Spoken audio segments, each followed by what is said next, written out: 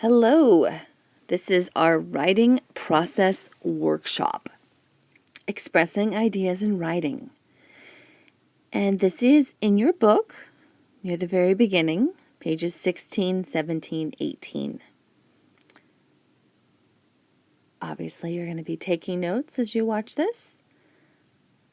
Notice the headings, expressing your ideas in writing, considering your options.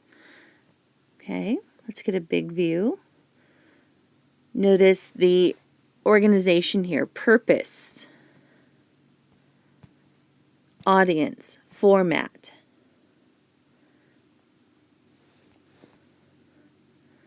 So we have consider your options and continue with the process, an explanation of the writing process, from pre-writing to free writing, drafting, outlining, revising and editing, peer suggestions, and publishing with different publishing options. Okay, and the next page is the rubric we will be using this year. Okay, let's go through it now. You have the big picture. Expressing ideas in writing. The author E.L. Dockerow once said, "Writing is an exploration." By the way, if you haven't been in ALD with me, if I leave a blank, I want you to fill it in. You start from nothing and learn as you go. Let's read that quote together. Writing is an exploration.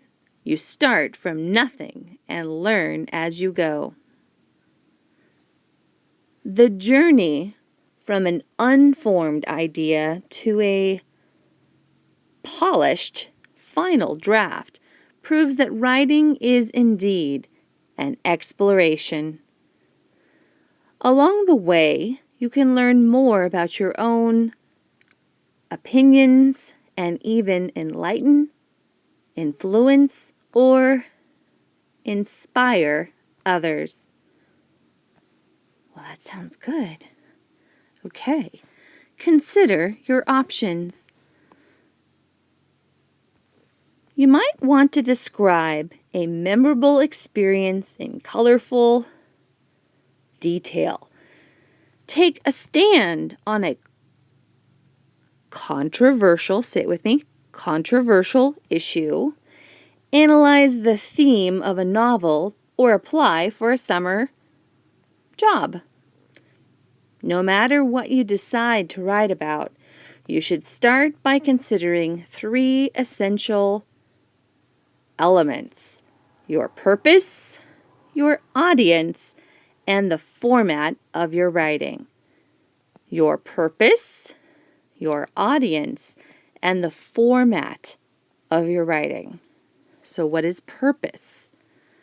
Purpose is, why am I writing? What is my purpose?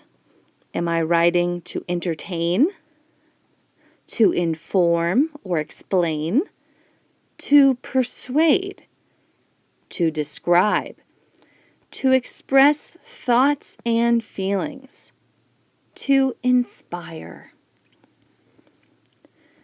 That is the purpose. Which one? Audience. Who are my readers? Who's my audience? Is my audience other classmates?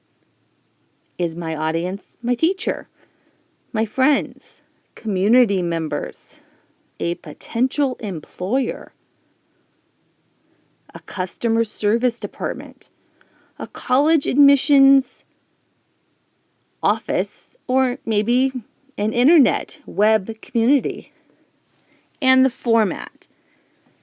You must pay attention to what the format is, especially if it's an assignment. Okay, what is being expected of you? What format? Which format will best suit my purpose and audience? Is it going to be an essay, a letter, a poem, a research paper, a script, editorial, summary, power presentation, like PowerPoint, a short story, a speech, a review, a journal entry, a news article, a website. So many different formats. Okay, next part. Continue with the process. Okay, so if you know your purpose, your audience, and your format, now you got to get to work. Every writer follows a unique process for writing. Some writers, for example, dive right into drafting, letting their ideas develop as they go. Others revise their work countless times. That means over and over again. So many times you can't count them. Others revise their work countless times, generating one improved draft after another. As you tackle the writing workshop assignments in this book, you will start to adapt the following process to suit your own working style. Read this last sentence with me. From here. As you tackle the writing workshop assignments in this book, you will start to adapt the following process to suit your own working style. Let's paraphrase that. In other words, you aren't robots. You all have your own approach. You may not know what that is yet. You will develop it. We will be doing a lot of writing because it is an English class. I would also like you to notice this word, tackle. When I hear the word tackle, I think of, football or wrestling.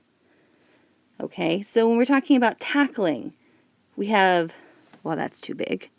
We have grit. We have courage. We have, perseverance. We are trying something, stretching ourselves. Okay, if we tackle it, we're not afraid of it. We're going to try. So keep that in mind. Okay, so what is the writing process? We've got before you write. So explore your ideas and decide what you want to write about. Once you've defined your purpose, your audience, and your format, develop and focus your ideas by using pre-writing strategies. Now, what are some pre-writing strategies? Free writing and brainstorming. And there are additional strategies on page 19. So save some space to add those ideas. We're not all going to do the same kind of free writing, or pre-writing, I mean. I might like to free write. You might like to brainstorm. We might have different tastes, but we will all do some sort of pre-writing. Okay, so free writing. This is when you just say, okay, I'm going to write as much as I can, as fast as I can, and see what ideas come out. Because when you're writing, do you know what's happening? You're thinking. And your brain is so fast that if you're not recording it by writing or typing, those thoughts have flown away. Okay, so think of writing as a butterfly net. Okay, and your thoughts and your ideas are these butterflies flittering around from flower to flower. Okay, so if you want a butterfly, you need to have something to catch it before they all fly away. You can't just run after them with your hands, okay? So your writing is like the butterfly net, catching your ideas before they fly away. Okay, so you've done some pre-writing. You've got some ideas. Now, drafting.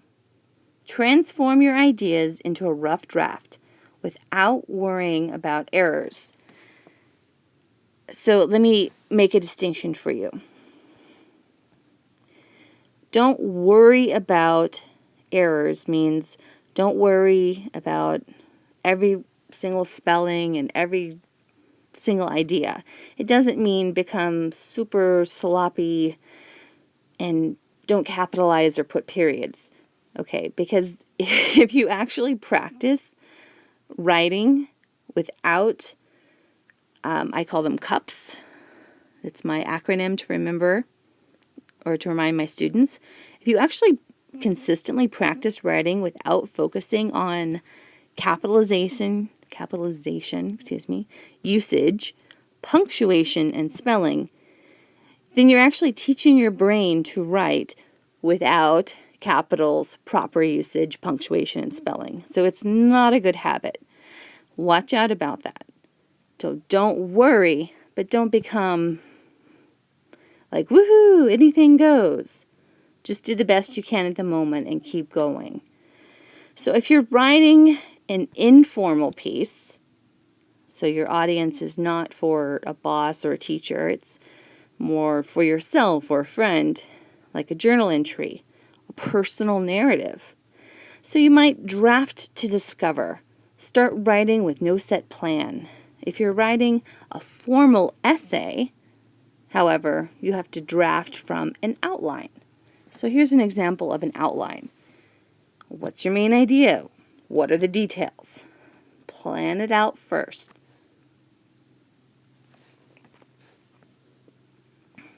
Okay, revising and editing. I will tell you that when I'm in staff meetings with other English teachers, this is where we cry. We don't actually cry, but sometimes we actually cry when we say, why don't our students understand revising and editing? Why? And I will tell you that I've had that same experience with teachers of kindergartners as well as teachers of 12th graders and even college teachers. So this is probably the hardest part to writing. So critically evaluate your draft. It's really hard to look at your own writing critically, by the way, which is why we get peers, other students, other people to read it. Okay, so we look for ways to improve our writing, to improve the content, like what's in it, to improve the structure, how it's organized, and the style. Yes, writing can have a style. We'll learn a lot about that this year. So we're going to look at this rubric next. For revising, you want to look at the rubric and you want to go through it and say, did I accomplish this? Or not yet. Okay? Getting a peer, a classmate, because the teacher cannot always sit down and edit with you. It's not possible. Okay? But having an editing friend or two friends, okay, who can also help you proofread for errors in grammar, usage, and mechanics. Another strategy that I have found very useful with my students as well as myself is to listen to yourself read it aloud. Okay? You will find so many of your mistakes that way. It's very useful. And of course, the final step is publishing. So in our class, a lot of our publishing is actually going to be through Google Classroom, and some of our publishing will be through blogs that you will establish. Okay? And now we're looking at the rubric. Do a self-check. Whether you're analyzing Julius Caesar or posting a movie review on the internet, the web, considering the key traits of effective writing can keep you from getting sidetracked, distracted. Use this rubric to evaluate your draft at any point in the writing process. And as I said, this is the rubric that I will be using all year to grade you, and that I will expect you to use when evaluating peer work and your own work. Okay, so let's look at it. It's a nice rubric. So there are 6 traits that we talk about as being very key, meaning key means important, okay, in quality writing. Ideas, organization, voice, like your personality of your writing, your word choice, your vocabulary, the details you use, sentence fluency. This is your skill at creating different types of sentences. And conventions, what you heard me call cups earlier. Capitalization, usage, punctuation, spelling. Okay, so does that make sense? 6 traits that we look for in quality writing. Now, if you look at the top, you'll see strong, average, and weak. In the goal that we're looking at this year, where we talk about having a growth mindset, so strong to average, we'd say, you're there yet. Okay, you got it. Are you there yet? Yes. And we would draw a line right here and say, we're not there yet. Not yet.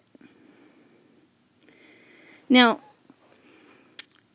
does that make these two equal? Well, of course not. Think of this as more B level work, B to C work, to be more fair. And this is A work. So you could be there, but not be in the same place as everyone else. And that's okay. Because honestly, if you're at least here, you're going to be proficient. If you're here, well, you might have some serious skills going on. And if you are here, can you go here? Of course. You could say, well, Miss Guy Smith may have said that that's the not yet line, but maybe this is my not yet line. And I'm going to say to myself, well, I'm here. I'm not there yet. But by the end of the year, I will be. Does that make sense? I hope so. Okay, and please do go through what you need to be able to do for a strong and average, hopefully not a weak, if you're not there yet. So let's look at one as an example. Let's look at organization. Okay, so a strong organization opens in an engaging way and wraps it up, concludes, with a satisfying conclusion. In other words, there's a strong beginning, there's a strong end, and everything flows together in a logical manner. It makes sense. It's organized. So average is, okay, it has an introduction, it has a conclusion, but they're not that interesting. And maybe you're lacking some transition words. And that, by the way, is the key to flow. Transition words. And additionally, moreover, furthermore, first, then, next, last. Transition words. Okay. So for week, there's no real introduction or conclusion. So you're missing one of those two parts. And there's confusion. Your ideas are jumbled, kind of mixed up. Makes sense, right? So this is what our goal is. And maybe we're not there yet. But we can get there because we're going to be doing lots of writing this year. Yay! Okay. So strategies that work. Here's some of those other strategy ideas you can add to your notes. So other pre-writing strategies. So the first step in any process is often the hardest, getting started. Those of us who are writers, aspiring writers, we have this thing where we look at the blank page and we're afraid of it, right? It's blank. Maybe you know what that feels like. Okay, so here are some strategies to help you get a strong start. You can free write, where you just write continuously without stopping for 10 minutes. And by the way, it's really hard to write for 10 minutes without stopping. We'll practice that a couple of times, and you'll see how long you can go. But to really listen to your brain, because hopefully your brain is communicating with you, and to get your hand moving as quickly as your brain, because your brain's fast. It's kind of fun. So charting your course, capture your ideas in a graphic organizer, a spider map, a cluster map, an observation chart. I can show you some resources in the book where there are many other graphic organizers possible. And some of us like to draw sketches to help us organize our ideas when we pre-write. Okay, search for inspiration. Look for quotations, photographs, headlines, and other sources of inspiration. This is, maybe some Googling, looking around for some ideas, something to spark your writing. And brainstorming with other people.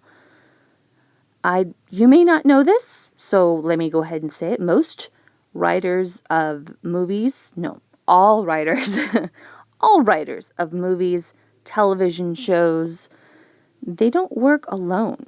They work in a room and they bounce ideas off of each other. Interesting, right? It's called brainstorming. And writing from a prompt. So if you have a prompt, you already have your focus, and you can use that as your pre-writing activity. Okay.